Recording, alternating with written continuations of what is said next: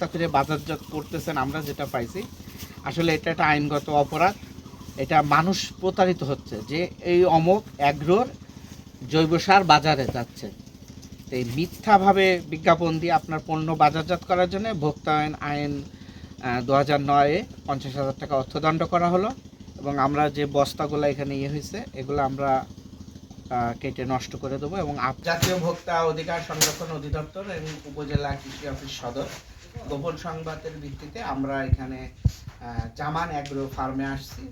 এখানে এসে দেখি উনি মানে আরেকজনের বস্তায়, আরেকটা প্রতিষ্ঠানই চুয়াডাঙ্গার, তার বস্তায় করে ওনাদের উৎপাদিত পণ্য হলো গিয়ে বাজারজাত করতেছে জৈব সার, যেটা আইনত দণ্ডনীয় অপরাধ।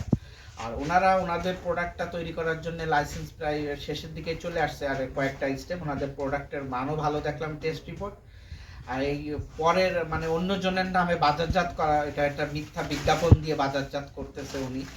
তা আমরা এই বিবেচনা করে আইনে ভোক্তাধিকার সংরক্ষণ আইনের আমরা 50,000 টাকা অর্থদণ্ড করেছি এবং এই বস্তাগুলো ওনাকে কেটে দিচ্ছি যাতে এই বস্তায় উনি বাজারজাত না করে, যেটা আমরা কৃষি অফিসের মাধ্যমে জানতে পারছি। উনি লোকালি এটা সাদা প্যাকেটে দিতে পারে, সেভাবে করবে এবং এটা আমরা মনিটরিংয়ে রাখবো এই বিষয়টা। না ওইটুকুই যথেষ্ট, বস্তা তো আর ইউজ করতে পারবে।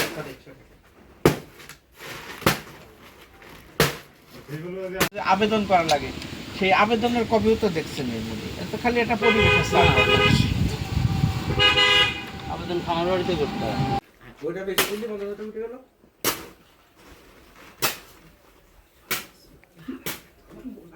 এটা তো অপরাধ। আপনি বস্তায় দেন, মানে আপনার কথা হলো যে আপনি একটা সাদা বস্তা দেন বা আপনার নামে বস্তা। ওই কোম্পানির সাপ্লায়ার আপনারা? না ভাই, এই প্রথমবার। আপনারা দেন না মাল দেওয়া, সাপ্লায়ার কাগজ করার পরে ওই কোম্পানি ওনাকে তো অনুমতি দেবে যে আপনি আমাকে মাল দেবেন, মাল তৈরি করে দেন। আমার পরিচিত মানুষ, বুঝেছেন? এখানে যে বিষয়টা দাঁড়াইছে, আপনি নিজেই নন টক্সিক সার্টিফিকেশন দিয়েছেন। আচ্ছা না, আপনি আমার কথা বোঝেন। আপনি তৈরি করতেছেন মালামাল, সমস্যা নেই। আপনি আপনার জামান অ্যাগ্রো ফার্মের প্যাকেটে আপনি তৈরি করবেন। আপনি তো অলরেডি তৈরি করতেছেন, লাইসেন্স পাননি সেটা আলাদা কথা, আবেদন করছেন। প্যাকেটগুলো আপনার হলে সমস্যা ছিল না, তাও মেনে নিতাম। লাইসেন্স না পাওয়ার পর্যন্ত না সেটা, এটা আমি জানি, কিন্তু উনি ওনার প্যাকেটেও যদি ভরতো তাও একটা বলতে পারতাম যে আপনার নামে করছেন, কিন্তু অন্য জন্য আমাদের সাদা বস্তাই দেওয়া হয়, কিন্তু ওই দূরে পরিচিত মানুষ। না এটার কোনো ব্যাখ্যা নেই। আপনি আপনার এইটার অথরিটিকে আপনি কথা বলবেন না, আর কেউ আমার সাথে কথা বলবে। জি, আমাদের মানে ভুল হয়েছে এবারে মতো। হ্যাঁ এটা আপনারা করছেন, আপনি অস্বীকার আমরা তো বুঝতে পারতেছি যে আপনার প্রতিষ্ঠান আপনার বাড়িতে হইতেছে, তখন আমরা আমাদের এইটা আমরা বুঝতে পারছি। প্রসেসিং রয়েছে, উনি হলো গিয়ে মানে কি বলে উনি করতেছে, তাও একটা লেভেল ছিল, কিন্তু এটা তো আরেকজনের প্যাকেট যার অলরেডি অনুমোদিত গেল। এক, দুই নম্বর হলো উনি এই যে কৃষি অফিসের মাধ্যমে বা যে এটা যে আবেদন করা লাগে, সেই আবেদনের কপিও তো দেখছেন এর মধ্যে, এত খালি একটা পরিবেশের আবেদন খামার বাড়িতে করতে হয়। করতে হয়। সেই আবেদনের তো একটা কপি থাকবে। হ্যাঁ, একটা কপি তো আবেদনের কাগজ আছে, হয় কিছু আছে আমার হাজবেন্ডের কাছে, আর এখানে কিছু আছে নেই, এখানে তো নেই। আপনি না ধারা মেলা, ধারা দিয়ে শেষ করা যাবে না। আপনার হইল গিয়ে এটা তো একটা অপরাধ।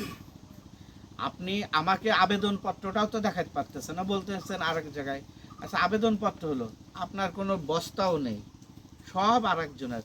এবং এই যে আপনার এটা প্রথমবার আমাদের সাদা বস্তাই দেয়া হয়, বুঝেছেন? এইবার প্রথমবার। এখন এটা কয়দিন করছেন সেটা কি আমি জানি? এটা প্রথমবার।